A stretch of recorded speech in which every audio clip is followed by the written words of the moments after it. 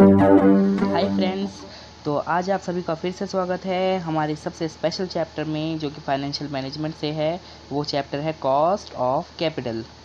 इस पे हमने एक प्रीवियस वीडियो बनाई थी जो कि थी कॉस्ट ऑफ कैपिटल पार्ट 1, और उस पर हमने 2 टॉपिक्स कवर करे थे। उसमें जो हमारे सोर्सेज हैं जिनके हमें कॉस्ट निकालनी होती है कैपिटल के लिए, उसमें से हमने 2 टॉपिक्स हमने कवर करे थे। सबसे पहले हमने किया था आपका प्रेफरेंस शेयर या प्रेफरेंस कैपिटल बोल सकते हो, और दूसरा हमने किया था डेब्ट यानी लोन्स एंड डिबेंचर्स। तो आज हम अपने बाकी सोर्सेज के ऊपर काम करेंगे और साथ में फुल फ्लैश क्वेश्चन भी हम लोग इसमें इस वीडियो में देखेंगे ताकि आपके सारे डाउट्स क्लियर हो जाएं। तो आइए शुरुआत करते हैं वीडियो की। तो हम चालू करने जा रहे हैं हमारा कॉस्ट ऑफ इक्विटी शेयर।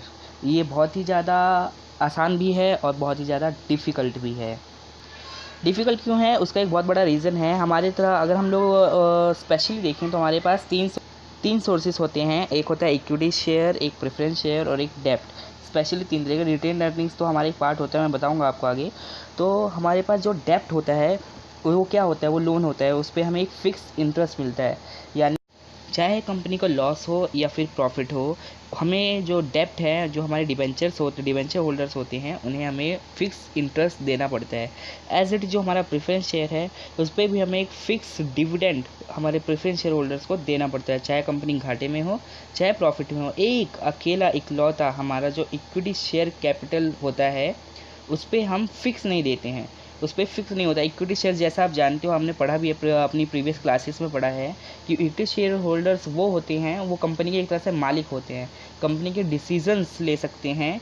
और कंपनी के मालिक के तौर पे जो कंपनी के प्रॉफिट में से एकदम लास्ट जो हिस्सा बच जाता है वो इक्विटी शेयर होल्डर्स पे बचता है।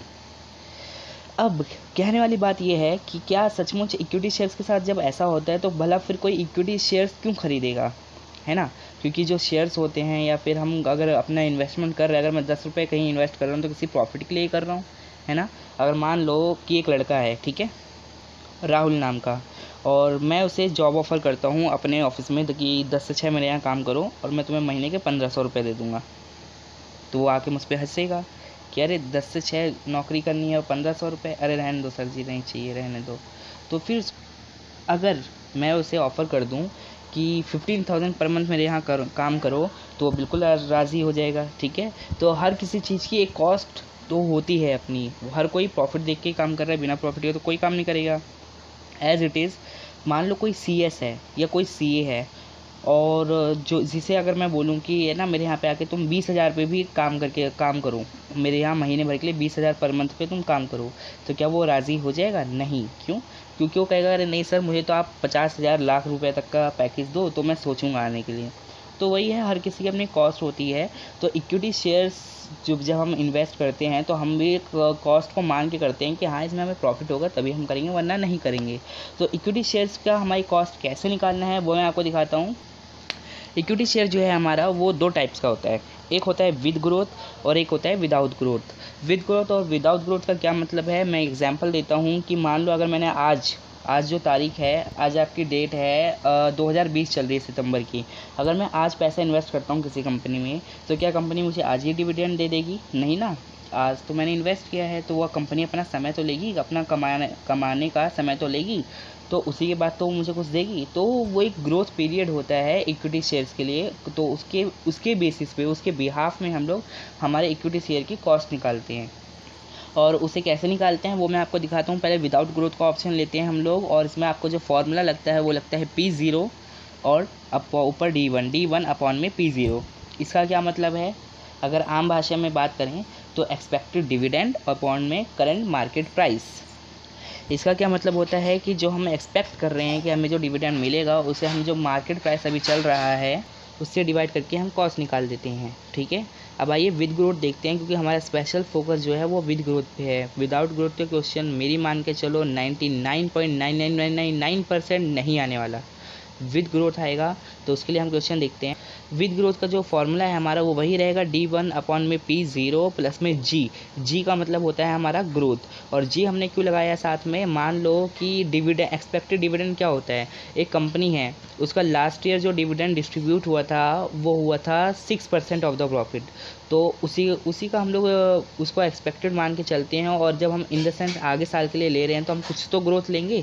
ग्रोथ का मतलब क्या होता है, मान लो अगर आप कहीं नौकरी कर रहे हो, आप कहीं जॉब कर रहे हो और आप 10,000 रुपये महीना कर रहे हो, और जब साल भर आपको कंपनी में हो जाता है तो आप भी तो कुछ एक्सपेक्ट करते हो तो कि कंपनी कुछ इंक्रीमेंट देगी, कुछ बढ़ाकर सैलरी आगे बढ़ाएगी, 11,000 12,000 करेगी, 10% 15% इंक्रीमेंट देगी।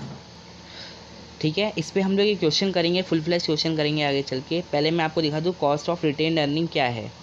कॉस्ट ऑफ रिटेन्ड अर्निंग में अगर आप देखोगे तो रिटेन्ड अर्निंग का मतलब क्या है। रिटेन्ड अर्निंग का मतलब होता है एक कंपनी का प्रॉफिट, जब कंपनी अपने प्रॉफिट में से कुछ हिस्सा अपना बचा के रख लेती है उसे हम रिटेन्ड अर्निंग, या एक तरह से हम कह सकते हैं बचत। जैसे सेविंग्स होती है, एक हाउस होल्ड की सेविंग होती है, उसी तरह एक कंपनी की रिटेन्ड अर्निंग होती है। तो रिटेन्ड अर्निंग में अपना पैसा फंसाता कौन है, डिबेंचर होल्डर्स बिल्कुल नहीं फंसाते। डिबेंचर होल्डर का जो फिक्स इंटरेस्ट होता है वो लेते हैं और चले जाते हैं। इसी तरह प्रेफरेंस शेयर होल्डर्स भी अपना पैसा नहीं फंसाएंगे, उनका जो फिक्स इंटरेस्ट होता है वो लेके चले जाते हैं। ऐसा क्यों? क्योंकि उनका जो फिक्स इंटरेस्ट है उसी के बिहाफ, या फिक्स डिविडेंड है उसी के बिहाफ पे उन्हें पैसा मिलता है। उन्हें अपना एक्स्ट्रा पैसा फंसाने की ज़रूरत ही नहीं है, क्योंकि उनको उसके बिहाफ में कोई पैसा तो मिलने वाला है नहीं। तो उसमें आपका इक्विटी शेयर होल्डर ही है जो अपना पैसा रिटेन्ड करवाता है, क्योंकि उसको उस पर प्रॉफिट मिल जाता है, एक्स्ट्रा प्रॉफिट मिल जाता है। तो इसलिए रिटेन अर्निंग को हम मान सकते हैं कि वो रिटेन अर्निंग एक इक्विटी शेयर का ही हिस्सा है। डिबेंचर और प्रेफरेंस से रिटेन अर्निंग का कोई लेना देना नहीं है। रिटेन अर्निंग यहाँ पे दो तरीके से निकाल सकते हैं, एक बुक वैल्यू बेसिस पे और एक मार्केट वैल्यू बेसिस पे। और जो हमारा बुक वैल्यू बेसिस है उस पे से अगर हम निकालेंगे तो हमारा रिटेन अर्निंग का जो भी आंसर आएगा वो एग्जैक्ट हमारे कॉस्ट ऑफ इक्विटी के आंसर की तरह सेम रहेगा। क्योंकि जब हमने जो इक्विटी शेयर होल्डर, जब हमने उसकी जो कॉस्ट निकाली एग्जैक्ट वही कॉस्ट हमारी रिटेन अर्निंग की भी होगी, because the retained earning is a part of equity shares. So इसलिए वो सेम रहेगा। और रही मार्केट सेकंड पार्ट की मार्केट वैल्यू बेसिस की, तो ये इसका तो कोई आंसर नहीं, एक्चुअली इसका कोई क्वेश्चन ही नहीं बनता है। कहने के लिए हम लोग कह सकते हैं मार्केट वैल्यू बेसिस पे, लेकिन रिटेन अर्निंग क्या होता है। रिटेन अर्निंग मार्केट पे तो डिपेंड ही नहीं करता। रिटेन अर्निंग तो जो हमारे इक्विटी शेयर्स है उन पे डिपेंड करता है। मार्केट वैल्यू किस पे बनती है, मार्केट वैल्यू बनती है हमारे इक्विटी शेयर होल्ड जो शेयर्स होते हैं, शेयर्स और डिबेंचर्स जो लोन्स होते हैं उनकी जो मार्केट वैल्यू होती है उनके बेसिस पे हम काम करते हैं। तो रिटेन अर्निंग के तो कोई क्वेश्चन ही नहीं बनता। वैसे ही अगर हम फुल फ्लैश क्वेश्चन आगे करने जा रहे हैं तो उसमें अगर आप स्पेशल देखोगे तो जो रिटेन अर्निंग है ना उसका ऑप्शन बहुत कम ही आता है। रिटेन अर्निंग का answer as it is same होता है इक्विटी शेयर से। तो उस पर हम लोग 0.1% फोकस करते हुए आगे चलते हैं। तो ये रहा हमारा क्वेश्चन, ये फुल फ्लैश क्वेश्चन है। इसे अगर हमने सॉल्व कर लिया तो हमें आगे और कोई भी क्वेश्चन सॉल्व करने में कोई दिक्कत नहीं आने वाली है। तो हम इसे सॉल्व कर ले, एक बार क्वेश्चन को पढ़ लेते हैं। इस पर लिखा है हमारे पास 9% डिवेंचर्स 2,75,000 के दिए गए हैं, 11% प्रेफरेंस शेयर्स 2,25,000 और इक्विटी शेयर्स 5 लाख के। ठीक है, एडिशनल इन्फॉर्मेशन हमारे पास दी गई है, इसी के बेसिस पर हमारा क्वेश्चन सॉल्व होगा। इस पर हमें हर पार्ट के लिए एक अलग इन्फॉर्मेशन दी है। इस पर लिखा हुआ है ₹100 पर debenture redeemable at par has 2% flotation cost and 10 years of maturity. The market price per debenture is 105। एक बात याद रखना, कोई भी क्वेश्चन सॉल्व करने से पहले क्वेश्चन को अच्छे से पढ़ना बहुत ज़रूरी है। तो इसमें हमारा जो लिखा था इसका मतलब क्या था, इसमें लिखा था कि जो हमारे डिबेंचर्स है वो 100 रुपीज़ रिडीमेबल वैल्यू यहाँ पे दी गई है। मैंने इस पे जो फॉर्मूलाज हैं उनको पहले मैंने समझा रखा है, पहले पार्ट को अगर देख लेना, अगर कोई भी कन्फ्यूज़न हो अच्छे से देखना, उसमें सब समझ आ जाएगा। तो इसमें हमारा फ्लोटेशन कॉस्ट दे रखी है 2% और टाइम पीरियड दे रखा है 10 years का, और हमारी जो डिबेंचर्स हैं उनकी मार्केट प्राइस दे रखी है 105 rupees. As it is second जो इसमें इन्फॉर्मेशन है वो दे रखी है कि preference shares 100 rupees redeemable value, 3% flotation cost, market value 106, 10 year time हो गया। और इक्विटी शेयर से रिलेटेड इन्फॉर्मेशन है 4% फ्लोटेशन कॉस्ट और मार्केट प्राइस है 24 and next year expected dividend दे रखा है हमें यहाँ पे 2 रुपीज़ पर शेयर और ग्रोथ दे रखी है 5% की। The firm has a practice of paying all earnings in the form of dividend. और नीचे को हमारे पे इन्फॉर्मेशन है टैक्स रेट 35% है। और हमें एक और चीज़ यहाँ पे एकदम देखो, यहाँ पे एकदम नई चीज़ दे रखी है, weighted average cost. Weighted average cost का क्या मतलब है, वेटेड का क्या मतलब होता है। वेटेड एवरेज कॉस्ट का मतलब है जो हमारी तीनों या चारों कॉस्ट निकली हैं उनको टोटल करके जो उनका एवरेज कॉस्ट है उसे कहते हैं वेटेड एवरेज कॉस्ट। कैसे निकालेंगे, इसके लिए भी दो ऑप्शन दे रखा है, बुक वैल्यू पे भी निकालना है, मार्केट वैल्यू पे भी। बहुत आसान है, इसको मैं इस टॉपिक को मैं इसी के साथ कवर करूँगा क्वेश्चन में। आगे चलते हैं। तो हमारे पास यहाँ पे आपका कॉस्ट ऑफ डिवेंचर हम निकालने जा रहे हैं और इसमें फॉर्मूला देखा है, KD is equals to interest bracket में 1 minus T plus 1 upon N R V minus N P और अपॉन में R V plus N P upon 2। इस फॉर्मूले को मैंने बहुत अच्छे से डिफाइन किया है पहले पार्ट में, उसे देख लेना तभी प्रेफरेंस और डिवेंचर समझ में आएगा, वरना नहीं आने वाला। उसे देख लेना तभी इस वीडियो को देखना। तो अब इसमें आगे क्या स्टेप लेना है वो मैं आपको दिखाता हूँ। तो नेक्स्ट स्टेप हमारा है कि हम जो हमारे पास वो आइटम्स हैं उनको निकाल लेते हैं। तो सबसे पहले आपका जो इंटरेस्ट है वो क्या है, 9% था डिवेंचर, जिसे मैंने क्वेश्चन ऐड कर रखा है। 9% डिवेंचर है, तो 9% अगर हम 100 रुपीज़ वैल्यू का निकालेंगे तो आएगा ₹9। एज इट इज़ टैक्स हमें दे रखा है 35%, रिडम्पशन वैल्यू दे रखी है 100 रुपीज़। बिल्कुल क्वेश्चन में सब कुछ डिफाइन है, मैंने कुछ नया नहीं जोड़ा है इसमें। नंबर ऑफ़ ईयर 10 है। और एनपी का मतलब होता है कि जो नेट वैल्यू है, नेट प्राइस है जो, वो कैसे निकलेगा, आरवी माइनस फ्लोटेशन कॉस्ट, यानी कि रिडम्पशन वैल्यू में से कोई भी जो कॉस्ट हुई ब्रोकरेज की या फिर एक्सपेंस या फिर फ्लोटेशन कॉस्ट, उनको माइनस कर देना होता है। अगर हम देखेंगे तो 100 रुपये में से हमारा फ्लोटेशन कॉस्ट कितना है, 2% है। तो फ्लोटेशन कॉस्ट का 100 रुपीज़ का 2% निकालो, 2 रुपये, यानी 98। इसका आंसर होगा 98। तो आगे हम क्वेश्चन सॉल्व करते हैं। तो ये मैंने वैल्यूज़ उनकी जगह पे पुट कर दी हैं। और ये आपका K D is equals to 9, 1 minus 0.35, 100 minus 98 upon 10 और सब के अपॉन में 100 प्लस 98 अपॉन 2। ठीक है।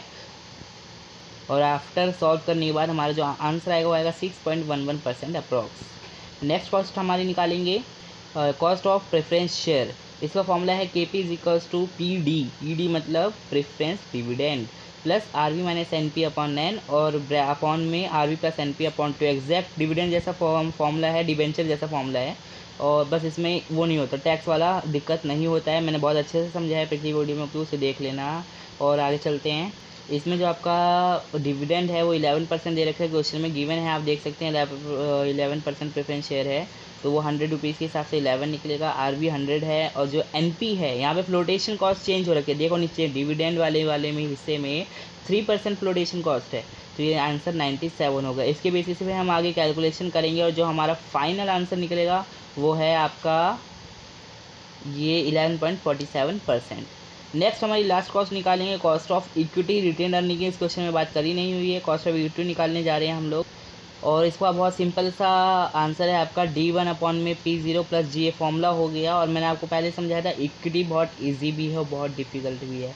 कॉन्सेप्ट क्लियर है तो बहुत इजी है, नहीं है तो बहुत ही डिफिकल्ट। कौन सी वैल्यू कहाँ से उठा ली कुछ पता नहीं लगेगा। यहाँ पे D1 क्या है, डिविडेंड। एज क्वेश्चन को देखना, डिविडेंड जो पुट था हमारा वो दे दिया हमने यहाँ पे D1 प्लस हमारा जो, क्योंकि वो नेक्स्ट ईयर, याद रखना एक डिफरेंस है यहाँ पर, नेक्स्ट ईयर डिविडेंड, उस लाइन को अच्छे से पढ़ो, नेक्स्ट ईयर डिविडेंड लिखा था, यानी कि वो नेक्स्ट ईयर का डिविडेंड है, इसलिए हमने D1 लिया। अगर वो कहता कि करंट डिविडेंड जो दिया गया है तो वो होता D0, फिर हमें D1 निकालना पड़ता, उसका एक अलग प्रोसेस है। फिर हमारा जो P0 यानी करंट मार्केट प्राइस है वो है 20, और आपका जो ये ग्रोथ है वो 5% दे रखा है, उस हिसाब से 15% आपकी कॉस्ट निकल गई यहाँ पे। अब बात आती है वेटेड एवरेज कॉस्ट की। सबसे पहले हम बुक वैल्यू पे निकालेंगे। इसमें हमें करना क्या है, फॉर्मेट जो आप देख रहे हो, source of capital, book value, weight, specific, weighted, पहले तो ये फॉर्मेट को रटो। बिल्कुल कुछ चीज़ों को रटना बहुत ज़रूरी होता है। ये फॉर्मेट को अगर आप एक बार देख लोगे तो इस पहले तो रटने की भी ज़रूरत नहीं है, इस पर जब आप वैल्यूज़ पुट करोगे अपने आप समझ में आ जाएगा कैसे है। सोर्स ऑफ कैपिटल क्या है हमारे, 3 तरह के सोर्स ऑफ कैपिटल दे रखे हैं क्वेश्चन में, डिवेंचर्स, प्रेफरेंस शेयर और इक्विटी शेयर।